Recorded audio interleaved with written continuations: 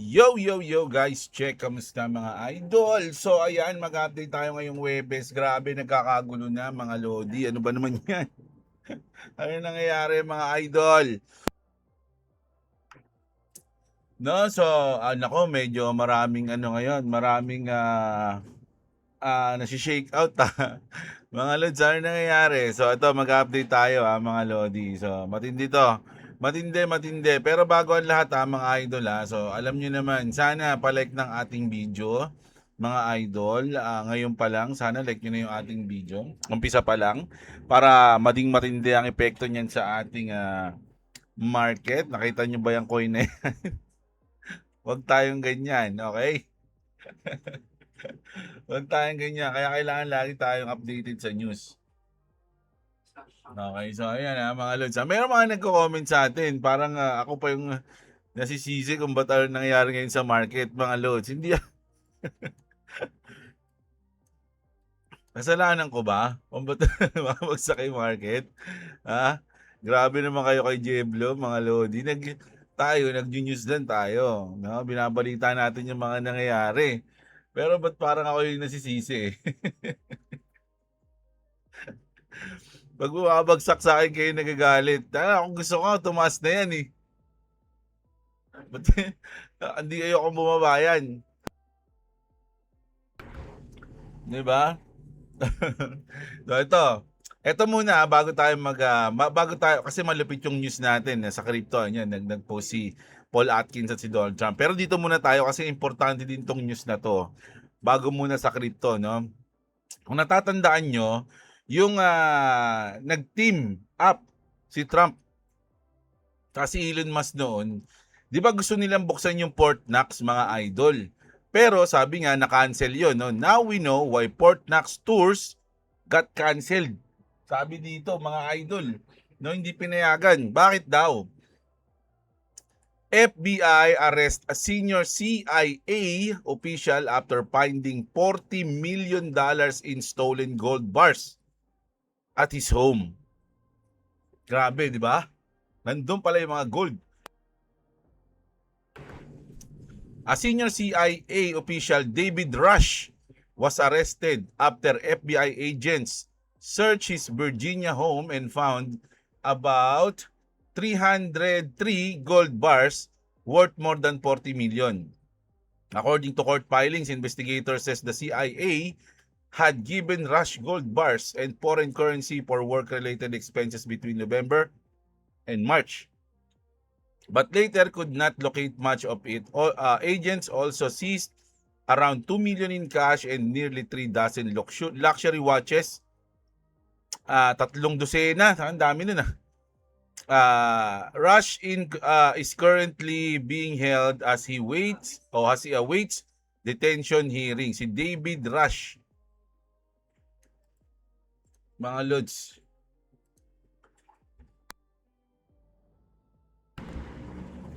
Ayan. Wala na ibang news. Ayan siya. Ito yon, nabalita siya.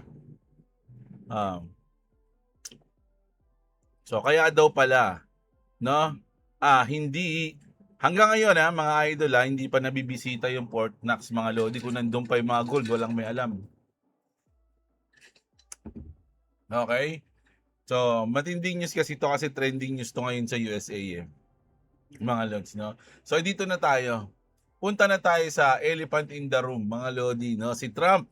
Sabi dito, mga idol, ni Daddy, Gary Gensler and anti-crypto army nearly destroyed the American crypto industry by driving Bitcoin, crypto perpetuals, and innovation offshore.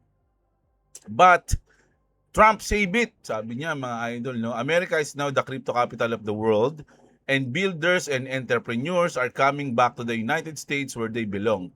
Under my leadership, we will codify a future-proof digital asset market structure that cannot be undone by the crypto haters. So bubuo daw sila ng structure, no, na hindi na mapapalitan o mababago ng mga crypto haters, mga idol.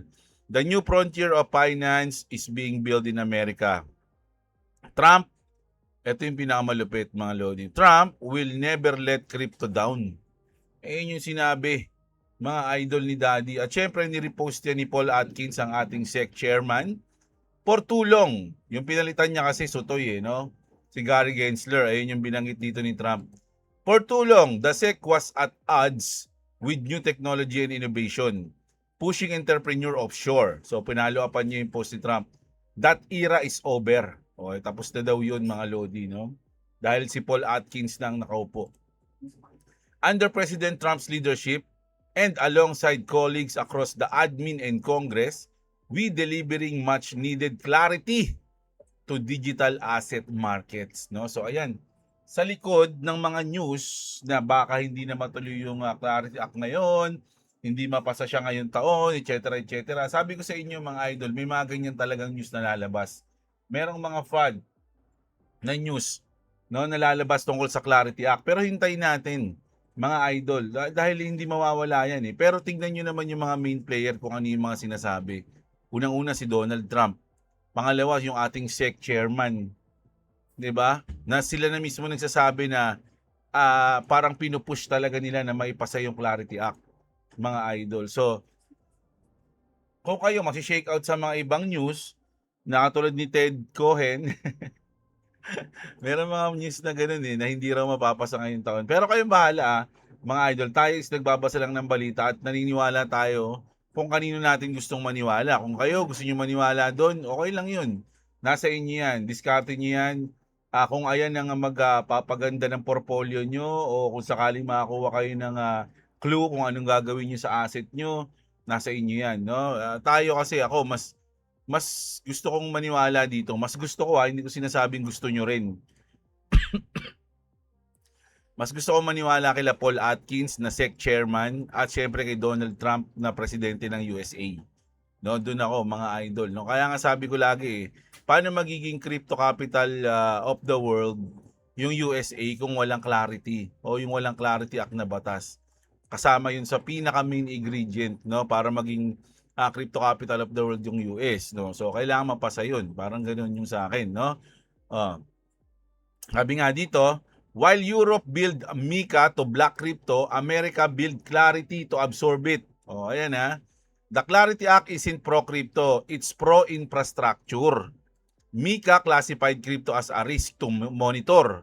No, kasi may MiCA sa sa Europe eh. Clarity classifies crypto as infrastructure to regulate. Magkaiba yan mga idol, no? Kung yung EU restricts what banks can do with stablecoin, US gives banks the framework to issue them. Ganun. Ganun yung pagkakaiba nila.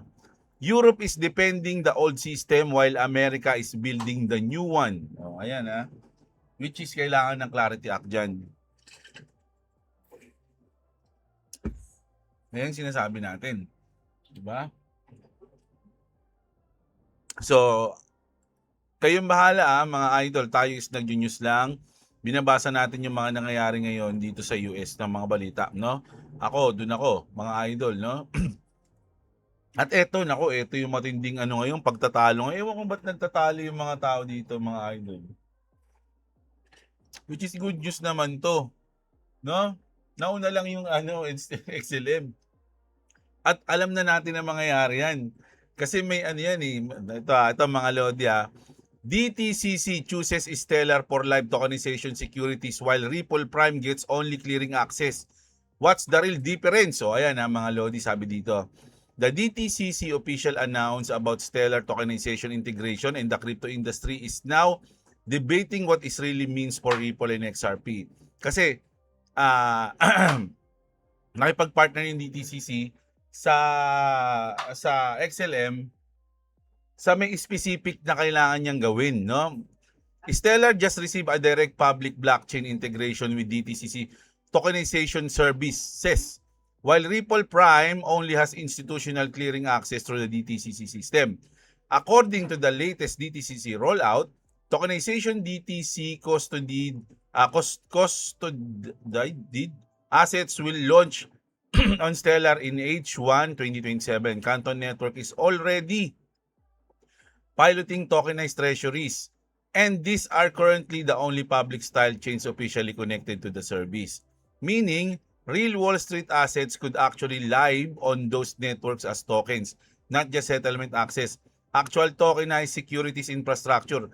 Meanwhile, Ripple Prime, formerly Hidden Road, joined the DTCC's and SEC clearing directory, can access institutional post-trade clearing system, and could potentially use XRP or RLUSD internally for settlement liquidity flows. But DTCC is not minting tokenized securities directly onto XRP Ledger right now. Sa ngayon, XRP Ledger is not listed as an official tokenization network, and Ripple Prime role is currently infrastructure plus clearing access, not blockchain issuance.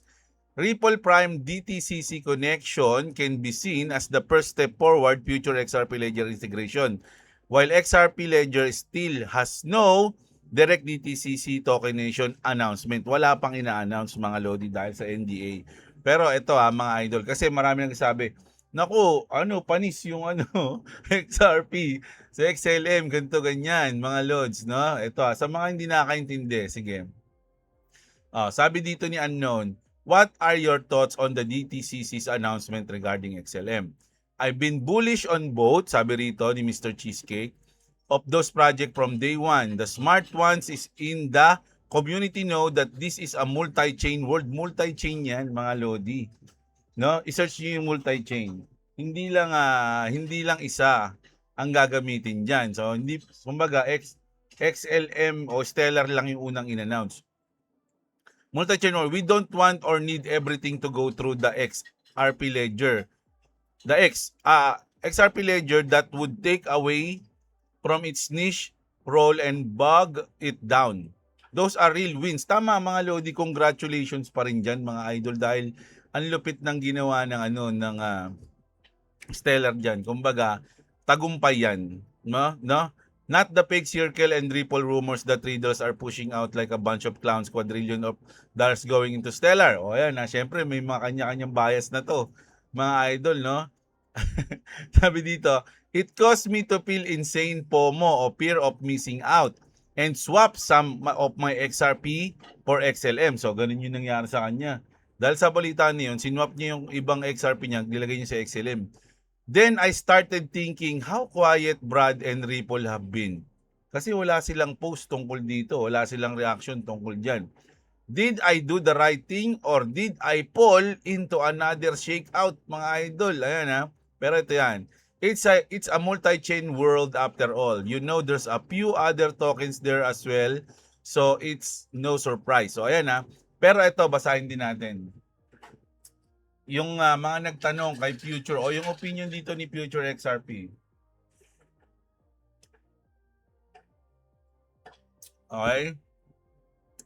Many of you have asked me about what the DTCC Stellar announcement means for XRP. First, let's congratulate the team at Stellar for this major milestone. Love seeing real-world adoption and flooding. Goods na goods yan, mga Lodi. At alam nyo, yung Stellar, hindi natin kalaban yan. Lahat ng mga ISO compliance coins is goods yan para sa atin, mga Lodi. Lagi ko sinasabi sa inyo, nakarampa. Do your own research, mga idol, no? Sabi ko nga, okay, bumasa sa akin para magbenta, mag-hold o mag-trade ng kahit anong coins, mga idol, no? Ano yan, hindi ako financial advisor, pero nababanggit natin yung mga ISO, mga Lods, no? Alam nyo na yan, sabi ko, i-search nyo o tingnan nyo, pag-aralan nyo. Second, the answer is actually nothing. Sabi niya, anong masabi mo? Sabi niya, wala. Sabi niya gano'n. Actually, nothing. The easiest way to think about it is this. Sabi niya, Stellar has won the role of accountant for the DTCC. The project that actually exchanged the cash has not been selected yet. Hindi pa napipili. Mga Lodi, yung pagdating sa cash, no? Yung exchange the cash. XRP has not applying for the accountant role. Ang nag-apply doon yung XLM. 'Di ba? Hindi ayun yung in-applyan ng XRP. It was applying to move the cash. Ito yung gustong applyan ng XRP, no? Yung payment.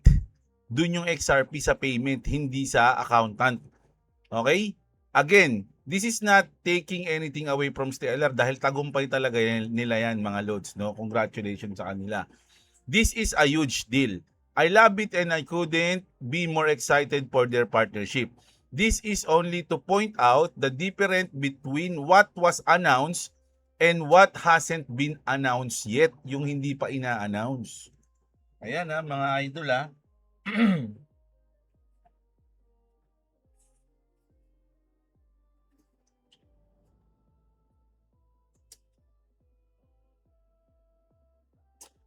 So ayun yung sinabi niya rito. I wouldn't say nothing. Ripple Prime in NSCC makes Stellar and other chains use a net positive for XRP. I see it as a chain link as a oracle for pricing across chains. Stellar is a system of record. But settlement is the holy grail. Ano ba yung settlement na yun? 'Di ba? Why the DTCC plus Stellar XLM announcement is not bad for XRP? And why we may not even need the Clarity Act to pass? Ito yung sinasabi ko nung kahapon A lot of people are reading the recent DTCC news as bad for XRP. It's not bad mga idol. No, kasi kung titingnan niyo nag-pump kasi yung XLM nung sa announcement ng DTCC mga idol. Kumpara mo sa lahat ng coins ngayon, even XRP, Bitcoin, Ethereum, ang pinaka nag-pump lang sa 7 days natin. Pag sa 7 days talagang vlog pack, no? Tingnan niyo yung XLM. Ito na, Stellar. 'di ba? Boom! 17%, no? From 9 pesos to 10.75. Okay? Ayun yung naging presyo ng Stellar. So sa 7 days, 21% ang tinaas ng XLM, no? A lot of people are reading the recent DTCC news as bad for XRP. It's not bad. I said a week or two ago that I don't even think we need the Clarity Act and here's why. Pero sa akin mga lods, kailangan pa rin natin ng Clarity Act. Magkaiba kami. No? Pero ayun yung marami rin kasi nagsasabi noon, no, na hindi na natin kailangan 'yan kasi ano naman na tayo commodity na tayo. Alam na yung purpose ng XRP. This is not a bearish for XRP. The DTCC did not pick Stellar exclusively. Their goal isn't to crown one blockchain as the winner. Kaya nga multi-chain mga idol, no? They don't want to be the arbiter of truth that force institution onto a single chain. Their real objective is interoperability, letting institution connect using whatever layer 1 protocols they're already on the planning to use. Stellar is simply one of public blockchain where they're making tokenized asset available. That's it. Think about stable coins. The more chain they live on, the more useful and liquid they become. Tokenization works the exact same way. Tokenized dollars are still tokenized dollars, whether they're own Stellar, XRP Ledger, Ethereum, or anywhere else. DTCC and SEC, the SEC and the market both rely heavily on DTCC. They're not about to dump equities onto the public blockchain and put themselves out of business from an architectural standpoint. Ang haba pala nito, mga lodi, hindi ko nababasahin lahat yan. That means they can launch tests and rapidly iterate on the both XRP Ledger and Stellar publicly, etc. etc. Bottom line, dito tayo sa bottom line. Haba. This isn't a zero-sum game where Stellar wins and XRP losses. It's the DTCC building a multi-chain future while protecting its core business. Ripple and XRP, Ledger are already deep embedded in the future, mga lodi, alam nyo yan. The rails are being laid right now with or without new legislation. Hidden roads is already cleared with NSCC. Now they were just need more volume going through it. The more chains they support, the more volume there will be. More chains equals top of panel. Settlement equals bottom of panel. The name of the game is settlement. The value will occur to wherever the settlement happens, mga lodi. At alam niyo naman, mga lodi, ang XRP kung ano yung role niya.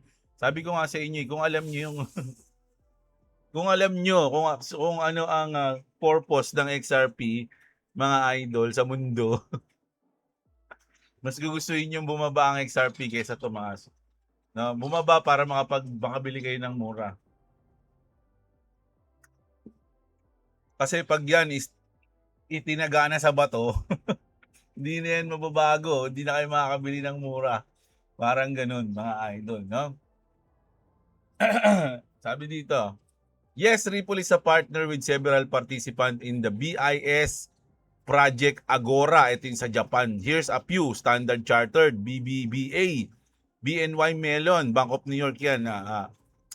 Sumitomo Mitsui Banking Corporation, MUFG, Mizuho, all running on Ripple's technology while integrating with a BIS project.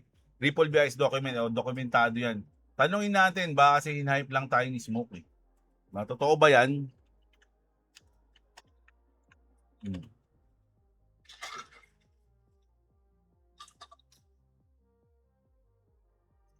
Oo, totoo yan sa mga particular na detalye. Pero may nuisance. Ano yun? Anong sinabi ng post? Triple I partner sa ilang banks na kasali ang BIS Project Agora. Like ito, yung mga bangko na binanggit natin. Phase 1 daw ng project ay matatapos na sa unang half ng 2020 kasama ang 40 plus commercial banks. Fed, NYB o Bank of England ba yan? O Bank of Japan? Ano, Bank of Europe? Ano ba yung BOE? Totoo, nakasali ang mga nabanggit na bank sa Project Agora. Ito ay isang buod, mga facts sa post, accurate, partnership, plus Agora involvement. Implied conclusion, report delegate driving on Central BIS project. Overstated pero may solid basis sa real partnership. Yun naman pala eh. Kung XRP bag, maganda ang context nito para sa institutional adoption sa tokenized payment. Pero hindi ito guaranteed moon signal, standard na banking tech exploration to, may updates pa for BIS about it recently. No, so totoo daw to, mga idol, no? So ayan kasi parang ito gininews ko to kasi sa mga napanghihinaan diyan. Siyempre kung titingnan mo nga naman yung itsura ng XRP sumasabay sa Bitcoin eh. 'Di ba? Tingnan niyo Bitcoin ngayon 74.2 XRP. Ito yung ano natin super support natin tong range na to yung range na yan. Etong nasa gitna ng blue na yan, dalawang guhit na yan. Super support natin yan. So once nababasag to mga lodi, sa tingin ko sa loob ng isang linggo baka umabot tayo ng 69. No? Pag nabasag to mga idol, ayun ang paghandaan nyo. Pwede na tayo mag-short dito pag nabasag yan. Tapos ito naman mga idol, kasi madaming natataranta eh. Nakakapagtaka yung mga natataranta, mga idol, no? Paano kung umangat to? Sabihin mong umangat siya ng $2. Mag-withdraw ka na ba? Kukunin mo na ba yung invest mo sa XRP o hintayin mo pa? 'Di ba? Kung hindi pa, kung pang long term ka naman pala, dapat pag bumabagsak yung gusto mong coins, hindi ko na sinasabi XRP Kung bumabagsak yung gusto mong coins, dapat nabubuhayan ka dahil makakabili ka pa ng mura. Ganun yung mindset ko, ewan ko sa inyo mga lods, no? So dito mga idol, tayo nasa 1.3, isa to sa natin. Super support din natin to, nabasag niya na to. Pero pag ito bumasag pa dito sa mga 1.28, alam na yan. Baka pumunta na yan ng 1.2, tamaan na yung liquidation natin. Di ba? Ayan. So maghahanda tayo diyan, mga lods. Luluto tayong spaghetti. Hindi lang. Kasi ito, Doge, yung sa Doge natin, nasa super support na rin to, mga lods, no? Kasi ang support natin dito is 1.1 tama, 0.1 pala, sorry. 0.1, no? Andiyan na tayo. Nandito lahat tayo ngayon is nasa bingit na. Dahil sumusunod tayo sa galaw ng Bitcoin. No? Na 74.2 ngayon. Okay? Okay. So hindi ito kasi ito nakakapagtaka mga idol Alam niyo naman na laging sinasabi natin to. Once na nasa crypto kayo, asahan niyo na nababagsak yan, tataas yan. No? Ano ang lagi niyong paplanuhin kung anong gagawin niyo kapag bumagsak at anong gagawin niyo pag tumaas. Ayun yung kung may plano kayo, may strategy kayo, dapat ganun. No? Kasi pag ang plano niyo ba pag bumagsak, iiyak kayo lagi sa social media, sa comment section, tapos pag tumaas, galing mo, ang galing, panalo, ganun ba ang plano? Di ba hindi naman? So dapat ako kasi kapag bumababa, kung may pambodega, bodega. Di ba? Pag tumataas, okay lang, masaya. Gano'n screenshot. Kasi for long term tayo, eh. 'Di ba, hindi naman tayo yung bigla na lang 'pag tumaas kukunin natin agad. Kaya nga ang tanong ko, eh, kung sa XRP, kung XRP holder ka, dito na lang sa sample natin. Kung XRP holder ka, kung ito umangat ng, $2, magte-take profit ka na ba? Gano'n lang 'yun. Oh, sabihin na nating meron kang, 5,000 na ano, na sabihin na nating hindi masyado malaki yung 5,000. Sabihin na nating, kasi normal lang tayo na retailer, eh, 'di ba? Kapag ang XRP kung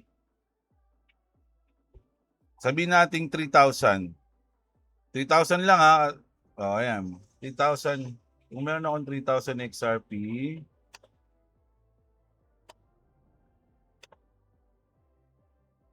XRP at naging $2 ito. Ayan, magkano na ang asset ko? Ayan, sabihin lang natin, ano lang natin. Meron kang $6,000. No, magkano ang $6,000? 348,000 pesos. Oh. So, iti-take profit mo na ba 'yon? Okay ka na doon? No? Kung meron kang ganyan, paano kung 10,000 naman? 10,000 XRP. Sana all may 10,000 XRP, no?